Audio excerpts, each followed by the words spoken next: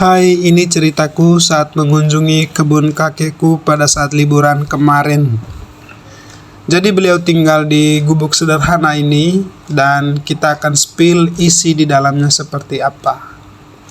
Kita masuk pintunya langsung nyambung ke dapur ya. Jadi begitu masuk langsung berhadapan dengan tungku.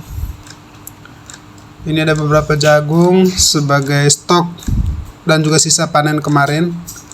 Ini ceritanya beliau lagi istirahat siang dan saya juga sambil minum kopi bareng bersama dengan dia dan kita spill isi dalamnya. Jadi disinilah tempat tidurnya, sangat sederhana dan atapnya juga ada bolong-bolong sedikit.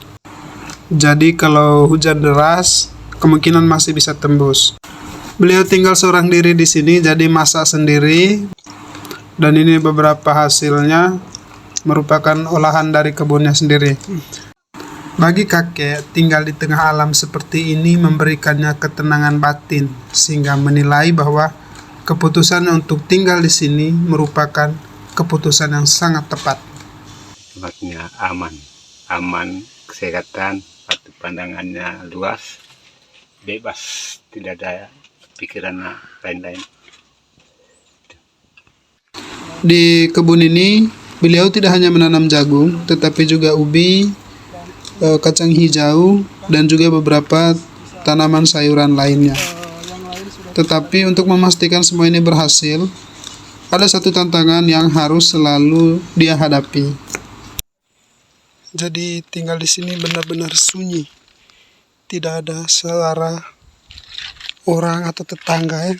Dan kita hanya berkawan dengan monyet-monyet. Karena di sini memang banyak monyet.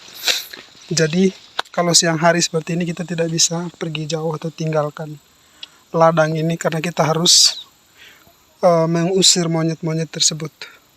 Karena mereka tidak hanya makan buah jagung tapi juga batangnya. Mereka akan cabut sekalian dengan akarnya untuk ambil batangnya. Karena mungkin mereka merasa itu manis.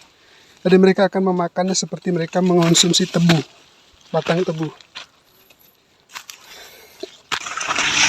Untuk keperluan mandi, biasanya kakekku akan langsung pergi ke sungai. Karena di dekat kebun ini ada sungai besar. Tetapi akses ke sana sangat sulit. Seperti yang Anda lihat, jalanannya cukup curam dan juga dipenuhi dengan semak belukar. Karena memang akses ini hanya beliau saja yang melaluinya setiap hari. Karena ini bukan akses umum dan kalau lagi hujan itu cukup menantang karena cukup licin dan juga harus ekstra waspada terhadap ular dan juga berbagai kemungkinan bahaya yang lainnya. Tebing batu ini sangat besar dan inilah pemandangan dari bawah menghadap ke atas. Jadi kebunnya tepat di atas itu dan untuk mandi harus melewati akses yang cukup menantang seperti ini. Dan ini cukup mengkhawatirkan juga mengingat usia beliau yang sudah cukup renta, jadi cukup harus selalu waspada juga. Tetapi jujur saja di sungai ini sangat sejuk dan juga sunyi. Kita akan bisa mendengar bunyi serangga dengan jelas karena memang tidak ada orang lain lagi di sini. Hanya kita yang mandi di sini. Jadi tidak ada pancuran, hanya seperti ini dan beliau mencuci pakaiannya sendiri. Semua dilakukan mandiri tanpa bantuan orang lain. Meskipun kita sudah merayu juga untuk tinggal di rumah, di kampung, dia nggak mau. Dia lebih memilih untuk tinggal di gubuknya sendiri di sini.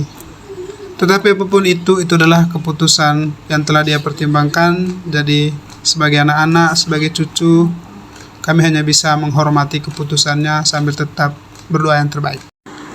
Semoga kakekku diberikan kesehatan selalu dan juga umur panjang, serta diberikan juga rezeki yang berlimpah agar segala usaha, rencana, dan niatnya berhasil. Oke, sekian dulu. See you next time.